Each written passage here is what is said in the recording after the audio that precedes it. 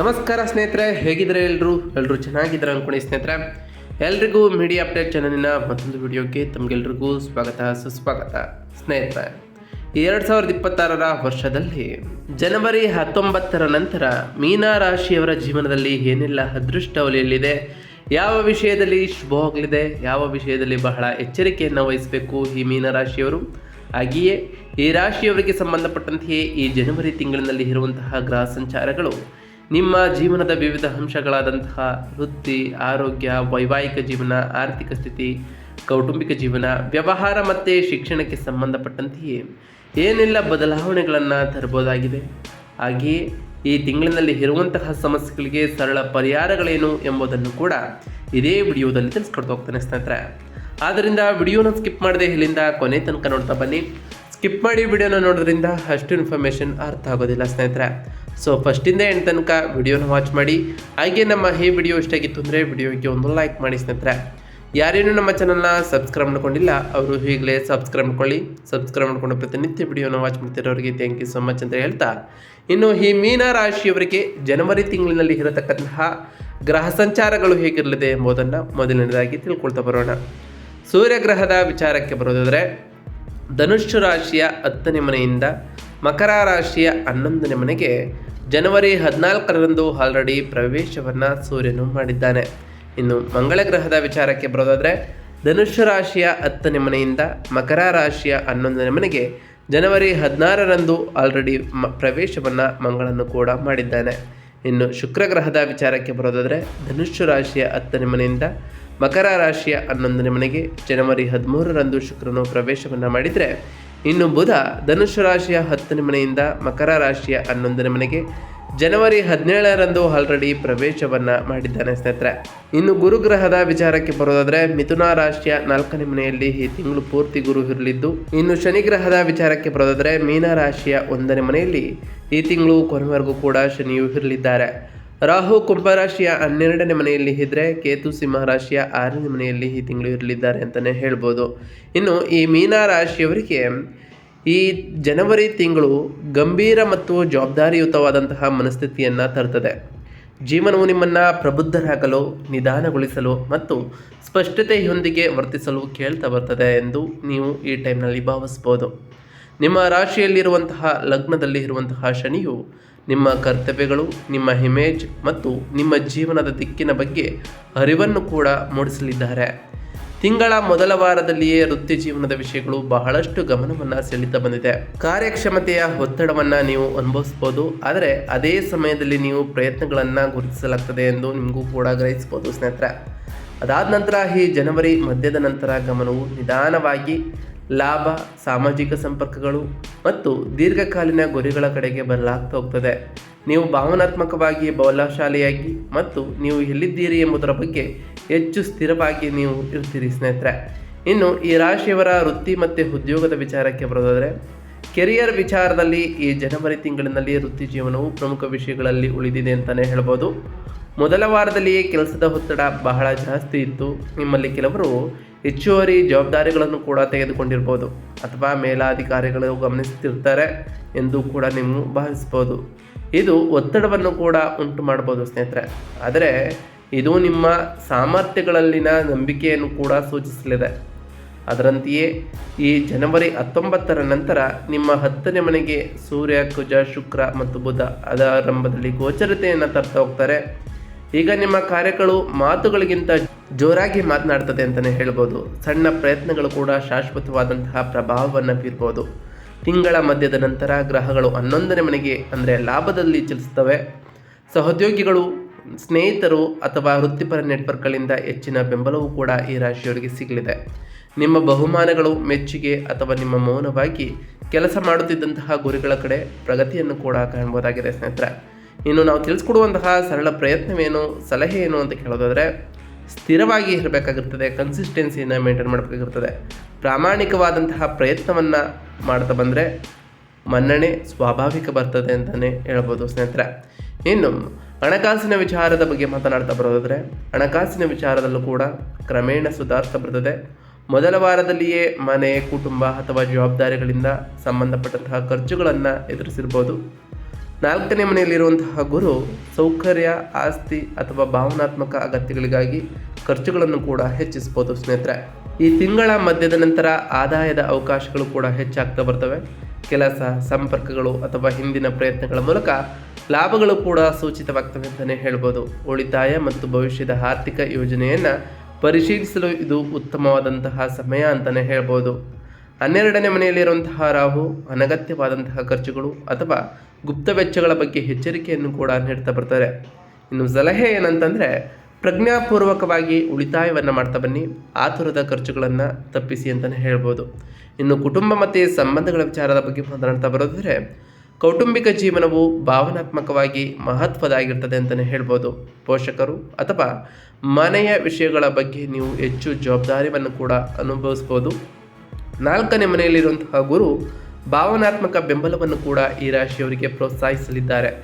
ಆದರೆ ಅದು ನಿಮ್ಮನ್ನು ಸೂಕ್ಷ್ಮವಾಗಿಸ್ಬೋದು ಸ್ನೇಹಿತರೆ. ನಿಮ್ಮ ರಾಶಿಯಲ್ಲಿರುವಂತಹ ಶನಿಯು ನಿಮ್ಮನ್ನು ಗಂಭೀರವಾಗಿ ಅಥವಾ ಮೀಸಲು ಇರುವಂತೆ ಮಾಡ್ಬೋದು, ಅಂದರೆ ರಿಸರ್ವ್ ಇರುವಂತೆ ಮಾಡ್ಬೋದು. ಪ್ರೀತಿಪಾತ್ರರು ನೀವು ಏನನ್ನು ಅನುಭವಿಸ್ತಿದ್ದೀರಿ ಎಂಬುದನ್ನು ಯಾವಾಗಲೂ ಅರ್ಥ ಮಾಡಿಕೊಳ್ಳದಿರ್ಬೋದು ಸ್ನೇಹಿತರೆ. ನಿಮ್ಮನ್ನು ಮೃದುವಾಗಿ ವ್ಯಕ್ತಪಡಿಸುವುದು ಬಹಳ ಸಹಾಯವನ್ನು ಮಾಡಲಿದೆ.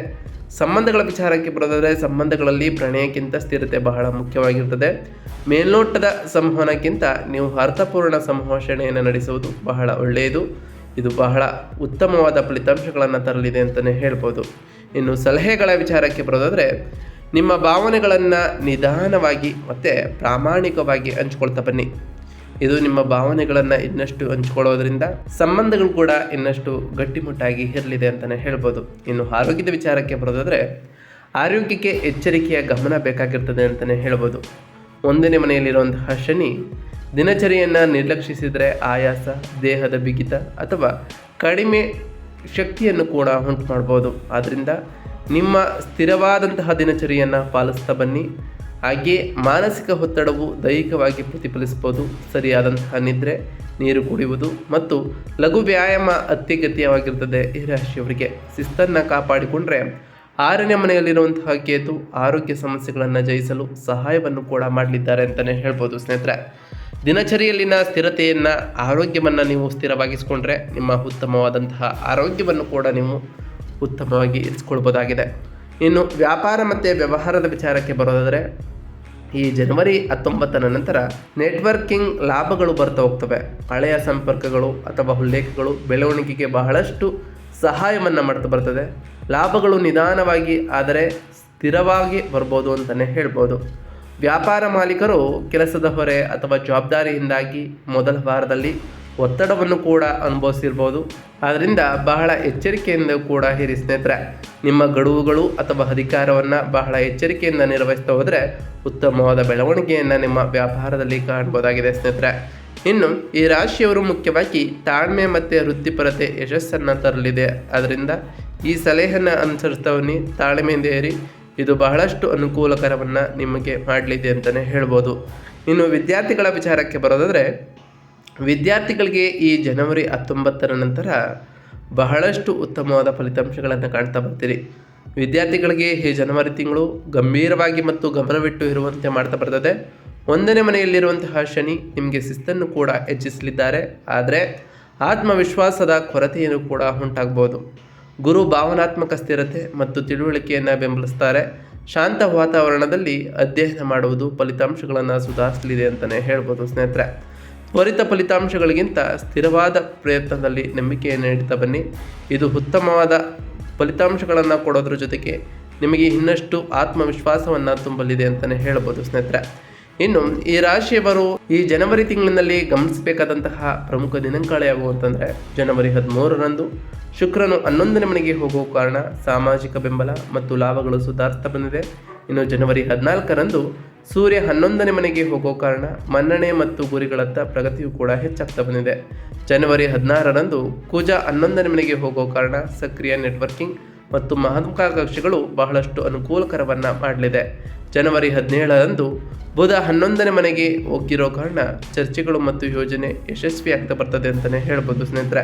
ಇನ್ನು ಪರಿಹಾರದ ವಿಚಾರಕ್ಕೆ ಬರೋದಾದರೆ, ಈ ಜನವರಿ ತಿಂಗಳಿನಲ್ಲಿ ಈ ರಾಶಿಯವರಿಗೆ ನಾವು ತಿಳಿಸ್ಕೊಡುವಂತಹ ಸರಳ ಪರಿಹಾರಗಳೇನು ಅಂತ ನೋಡ್ತಾ ಬರೋದಾದರೆ, ಮಾರ್ಗದರ್ಶನಕ್ಕಾಗಿ ಪ್ರತಿ ಗುರುವಾರದಂದು ಓಂ ಗುರುವೇ ನಮಃ ಎಂಬ ಮಂತ್ರವನ್ನು ಜಪಿಸಿ ಪ್ರತಿ ಗುರುವಾರದಂದು ಗುರುಗಳು ಮತ್ತು ಹಿರಿಯರ ಆಶೀರ್ವಾದವನ್ನು ಪಡೆದುಕೊಳ್ಳಿ ಸ್ನೇಹಿತರೆ. ಹಾಗೆಯೇ ನಿಮಗೆ ಸಾಧ್ಯವಾದರೆ ನಿಮ್ಮ ಕೈಲಾದಷ್ಟು ದಾನವನ್ನು ಮಾಡಿ ಸ್ನೇಹಿತರೆ.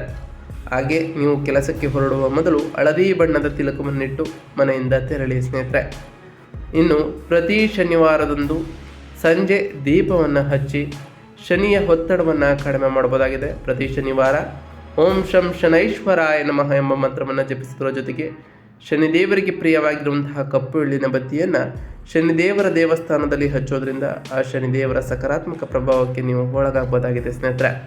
ಇನ್ನು ಪ್ರತಿ ಶುಕ್ರವಾರದಂದು ತಾಯಿ ಜಗನ್ಮಾತೆಯಾದಂತಹ ಲಕ್ಷ್ಮೀ ದೇವಿಗೆ ಪೂಜೆಯನ್ನು ಸಲ್ಲಿಸಿ ಲಕ್ಷ್ಮೀ ದೇವಿಗೆ ಪ್ರಿಯವಾಗಿರುವಂತಹ ಬಿಳಿ ಹೂಗಳನ್ನು ಅರ್ಪಿಸಿ ಪೂಜೆಯನ್ನು ಸಲ್ಲಿಸೋದ್ರಿಂದ ಆ ಲಕ್ಷ್ಮೀ ದೇವಿಯ ಕೃಪೆಗೂ ಕೂಡ ನೀವು ಪಾತ್ರರಾಗ್ತೀರಿ. ನಿಮ್ಮ ಮನೆಯಲ್ಲಿ ಸುಖ ಸಮೃದ್ಧಿಯ ಜೊತೆಗೆ ಸಂಪತ್ತು ಕೂಡ ಹೆಚ್ಚಾಗಲಿದೆ ಸ್ನೇಹಿತರೆ. ನೀರಿನ ಬಳಿ ಅಥವಾ ಧ್ಯಾನದಲ್ಲಿ ಸಮಯವನ್ನು ಕಳೀತಾ ಬನ್ನಿ. ಈ ಟೈಮ್ನಲ್ಲಿ ವೃದ್ಧರು ಅಥವಾ ನಿರ್ಗತಿಕರಿಗೆ ಬಹಳಷ್ಟು ಸಹಾಯವನ್ನು ಮಾಡಿ ಸ್ನೇಹಿತರೆ. ದೈನಂದಿನ ದಿನಚರಿಯನ್ನು ಬಹಳಷ್ಟು ಶಿಸ್ತಿನಿಂದ ಕಾಪಾಡಿಕೊಳ್ತಾ ಬನ್ನಿ.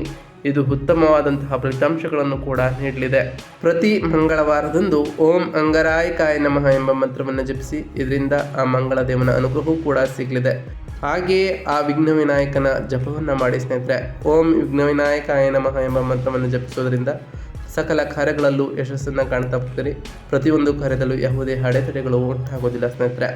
ನಾವು ತಿಳಿಸ್ಕೊಟ್ಟಿರುವಂತಹ ಈ ಎಲ್ಲ ಸರಳ ಪರಿಹಾರಗಳನ್ನು ಈ ರಾಶಿಯವರು ಮಾಡಿದ್ದೇ ಆದರೆ ನಿಮ್ಮ ಜೀವನದಲ್ಲಿ ಸಾಕಷ್ಟು ಬದಲಾವಣೆಗಳನ್ನು ಕಾಣ್ತಾ ಬರ್ತೀರಿ. ನೀವು ಅಂದುಕೊಂಡಿರುವಂತಹ ಕಾರ್ಯಗಳು ಕೂಡ ಯಾವುದೇ ಅಡೆತಡೆ ಇಲ್ಲದೆ ನೆರವೇರ್ತಾ ಬರ್ತದೆ ಸ್ನೇಹಿತರೆ. ಇದಾಗಿತ್ತು ಇವತ್ತಿನ ಒಂದು ವಿಡಿಯೋ ಸ್ನೇಹಿತರೆ. ವಿಡಿಯೋ ಇಷ್ಟ ಆಗಿತ್ತು ಅಂದರೆ ವಿಡಿಯೋಗೆ ಒಂದು ಲೈಕ್ ಮಾಡಿ. ಚಾನಲ್ನ ಸಬ್ಸ್ಕ್ರೈಬ್ ಮಾಡ್ಕೊಂಡಿಲ್ಲ ಅಂದರೆ ಈಗಲೇ ಸಬ್ಸ್ಕ್ರೈಬ್ ಮಾಡ್ಕೊಳ್ಳಿ. ಸಬ್ಸ್ಕ್ರೈಬ್ ಮಾಡ್ಕೊಂಡು ಪ್ರತಿನಿತ್ಯ ವಿಡಿಯೋನ ವಾಚ್ ಮಾಡ್ತಿರೋರಿಗೆ ಥ್ಯಾಂಕ್ ಯು ಸೊ ಮಚ್ ಅಂತ ಹೇಳ್ತಾ, ಹಾಗೆ ಕಮೆಂಟ್ನಲ್ಲಿ ಓಂ ಶನೈಶ್ವರಾಯ ನಮಃ, ಓಂ ಅಂಗರಾಯಕಾಯ ನಮಃ, ಓಂ ಗುರುಭ್ಯೋ ನಮಃ, ಓಂ ಲಕ್ಷ್ಮೀನಾರಾಯಣಾಯ ನಮಃ, ಓಂ ಗಣೇಶಾಯ ನಮಃ ಎಂದು ಕಮೆಂಟ್ ಮಾಡಿ ಸ್ನೇಹಿತರೆ. ಆ ಶನಿದೇವರು, ಮಂಗಳದೇವ, ಗುರುದೇವ, ಲಕ್ಷ್ಮೀನಾರಾಯಣ, ಆ ಗಣೇಶ ನಿಮಗೆ ಆಯುಷ್ಯ ಆರೋಗ್ಯ ಸಮೃದ್ಧಿಗಳನ್ನು ಕೊಟ್ಟು ಕಾಪಾಡಲಿ. ನೀವು ಅಂದುಕೊಂಡಿರುವಂತಹ ಕಾರ್ಯಗಳು ಯಾವುದೇ ಅಡೆತಡೆ ಇಲ್ಲದೆ ನೆರವೇರಲಿ ಅಂತ ಆ ದೇವರಲ್ಲಿ ಕೇಳ್ಕೊಳ್ತಾ ಇವತ್ತಿನ ಒಂದು ವಿಡಿಯೋನ ಮುಗಿಸ್ತಿದ್ದೀನಿ ಸ್ನೇಹಿತರೆ. ಸಿಗ್ತೀನಿ ಮತ್ತೊಂದು ವಿಡಿಯೋದೊಂದಿಗೆ. Thank you for watching.